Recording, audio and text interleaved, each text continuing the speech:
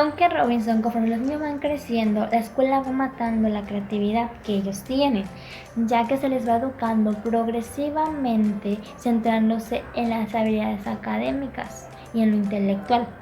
Entonces, eso quiere decir que muchas veces se les educa mediante ideas como si son buenos en materias como matemáticas, español, son niños muy inteligentes.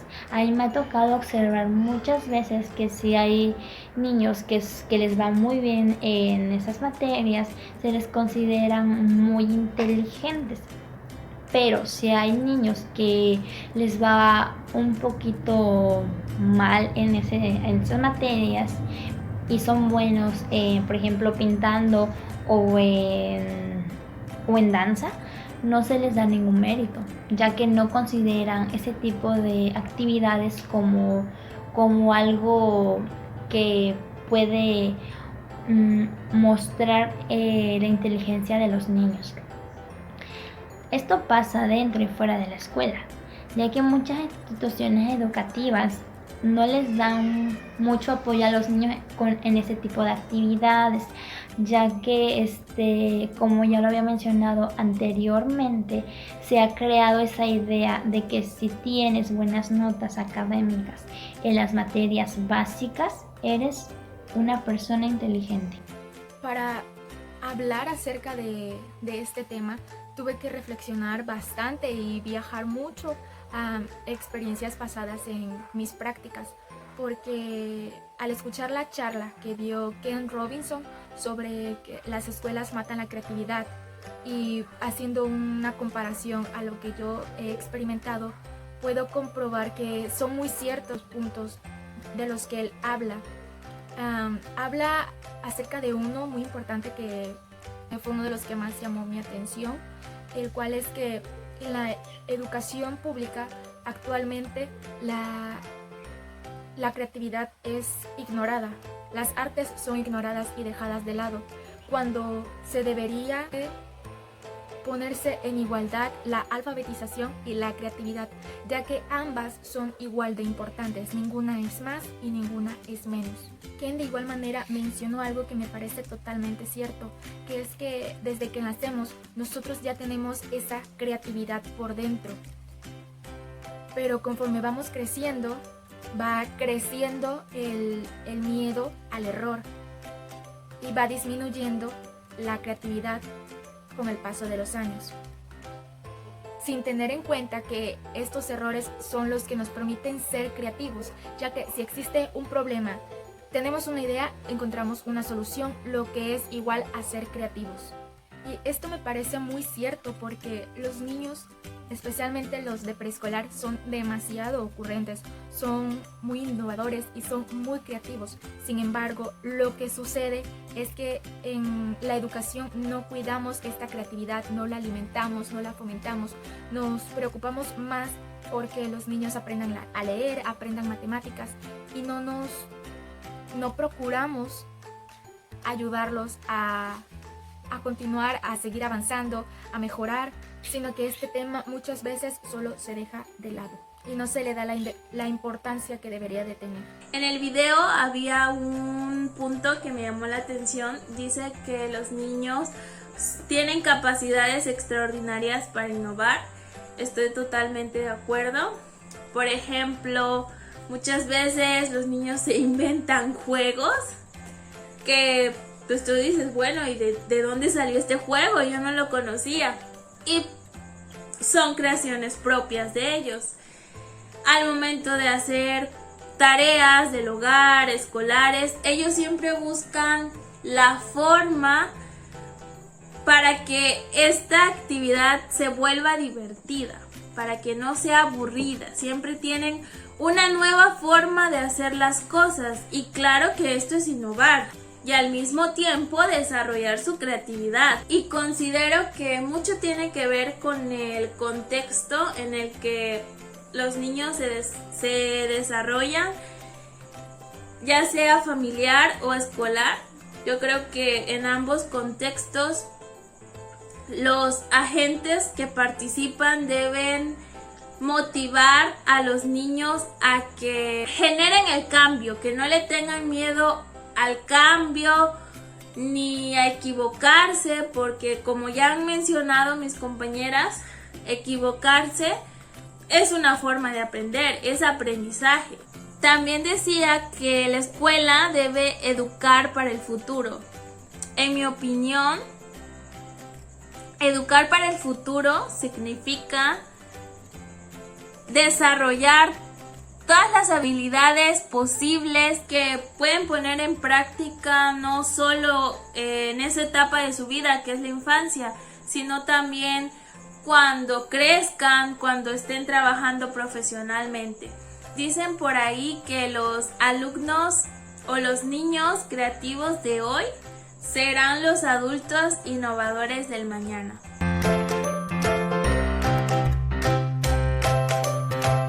Desde mi experiencia puedo decir que no he puesto actividades con aprendizajes propios del área de desarrollo personal y social artes, pero sí he tenido en cuenta la educación artística en algunas de mis actividades.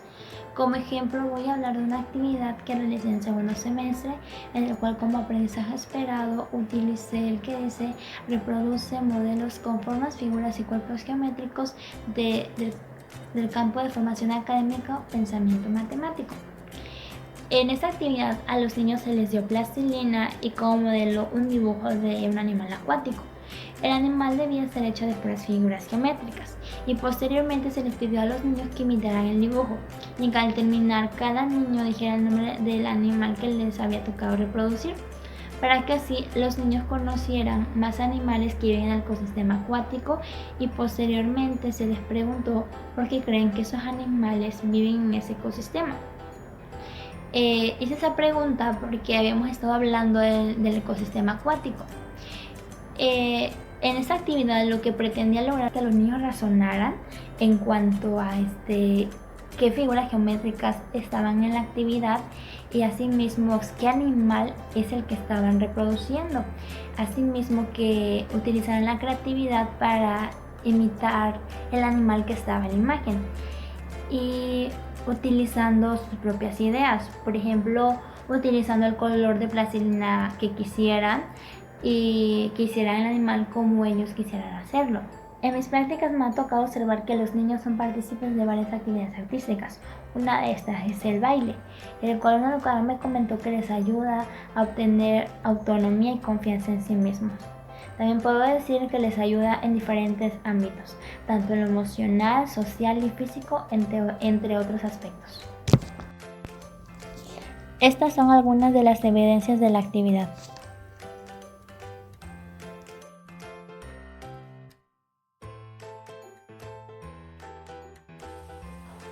En cuanto a esta área de las artes, me es importante mencionar que hasta ahora no recuerdo haber implementado alguna actividad que tuviera que ver de lleno con las artes, donde se hubiera profundizado. Sin embargo, sí he sido testigo de actividades que las maestras implementan durante sus clases. Las más comunes que he visto son los cantos y juegos dentro del aula y los ensayos que han tenido para ocasiones especiales como festivales, posadas, presentaciones de todo el jardín o clausuras. Hasta ahora son las únicas que he podido experimentar, porque de igual manera no he presenciado una clase como tal de canto, de música o de baile o de pintura. No he experimentado ese tipo de situaciones y de igual manera yo no las he llevado a cabo. Pero por ejemplo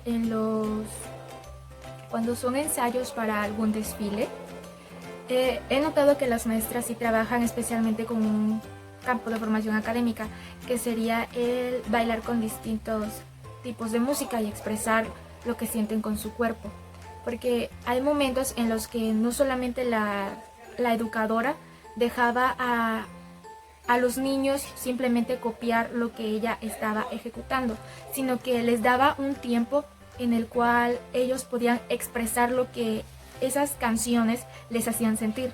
Y las canciones eran muy variadas, los géneros eran muy variados y dependiendo a los ritmos, dependiendo al género, es conforme los niños se iban moviendo, hacían sus expresiones faciales, movían sus manos, bailaban, se reían o hacían gestos como de llorar. Pero es la única actividad que recuerdo donde se implementara como tal este aprendizaje esperado. Las respuestas que los niños presentaron frente a este tipo de situaciones planteadas fueron favorecedoras porque pude notar que los niños se sentían muy cómodos y muy a gusto y en su mayoría eran capaces de expresar lo que sentían, lo que las canciones les hacían sentir. Estaban alegres cuando la música lo ameritaba, tristes, incluso había canciones que les permitían la meditación y pude notar cómo algunos niños escuchaban esa música relajada y de inmediato se iban al suelo, se hacían los dormidos o simplemente se hacían como los que estaban meditando y reflexionando lo que decía la canción. Durante mis prácticas debo aceptar que quizá nunca he utilizado como campo o área principal a las artes al momento de que yo planeo mis actividades. Sin embargo, considero que de alguna u otra manera he buscado desarrollar ciertas habilidades artísticas en mis alumnos. Por ejemplo, algo tan simple como pedirle a un niño que haga un dibujo. A través del dibujo, los niños pues van a estar poniendo en juego toda su imaginación y creatividad. Además, es el medio por el cual ellos pues se van a expresar lo que sienten, lo que les gusta, lo que no les gusta, lo que aprendieron sobre cierto tema, y es aquí donde entra la labor del docente. Yo como docente tengo que generar un ambiente de aprendizaje en donde los niños se sientan seguros de compartir con la clase su trabajo y pues que sientan que de alguna u otra manera, tanto a mí como a sus compañeros, nos interesa lo que están hablando. De este modo, los niños verán el dibujo como una de las artes visuales a través del cual ellos pueden expresar muchos pensamientos y sentimientos y además desarrollar su pensamiento creativo. En otra ocasión eran fechas decembrinas y recuerdo que les leí a mis alumnos un cuento que se llama Cómo el Grinch robó la Navidad, y esta actividad me gustó mucho porque utilicé un aprendizaje esperado que busca desarrollar en los niños la oportunidad, o les da a los niños la oportunidad de que a través de un títere ellos hagan una representación del cuento que se les leyó. Y bueno, cada uno hizo su títere en cuanto a su criterio y su imaginación, su creatividad. Y después tuvieron la oportunidad de que por equipos hicieran la representación del cuento. Esta es otra forma de que los niños sean parte de las artes. En cuanto a la danza, solo en una ocasión me ha tocado ver a los niños en esta clase, en clase de danza, y pues pude notar que a muchos les daba pena, no les gustaba.